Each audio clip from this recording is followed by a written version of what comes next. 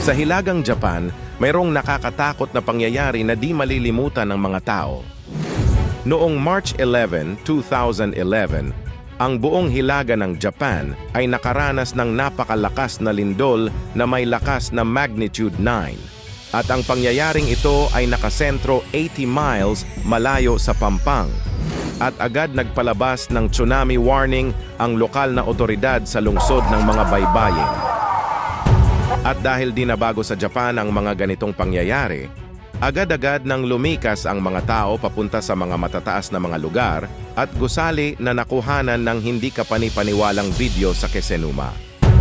Ang mga tao ay umakyat sa isang mataas na bubong habang nangyayari ang tsunami waves sa kanilang lungsod.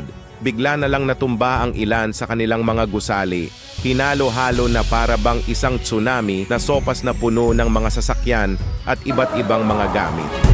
Nakunan din ng video ang pag-agos ng tubig sa 18 talampakan na seawall sa Kamaishi City. Ito rin ang pinakamalalim at pinakamalaki na seawall sa buong mundo. Ngunit, hindi pa rin sapat para sa insidenteng naganap noong March 11 lindol na naitala sa kasaysayan ng Japan at isa sa 5 pinakamalaking naiulat sa mundo at higit sa 28,000 katao ang kumpirmadong patay o nawawala. Kapag ang dalawang tectonic plate ang nagtulak sa ilalim ng dagat na nagresulta ng paglindol, ito ay nagpapadala ng napakalaking enerhiya pataas sa karagatan, nagpapalipat-lipat ng napakalaking dami ng tubig na may pataas na paggalaw, isang serye ng mga alon na lumalawak sa lahat ng direksyon sa malalim na tubig. Ang mga alon na ito ay naglalakbay ng mabilis hanggang 500 milya bawat oras, ngunit umaabot lamang sa taas na ilang talampakan.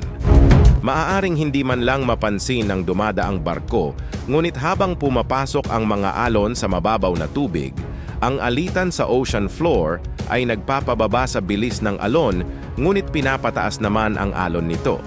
Makikita sa isang video na mula sa isang barko ng Japan Coast Guard na humarap sa isang tsunami wave sa mababaw na tubig noong March 11. Isang bihirang footage mula sa himpapawid ng tsunami wave na papalapit sa baybayin. Sa Japan, ilan sa mga tsunami wave ay umaabot hanggang 3 milya sa loob ng bansa. Ang Japan ay maaaring pinaka-seismological na pinag-aralan na bansa sa mundo na may higit sa 1,200 high-precision na istasyon ng GPS.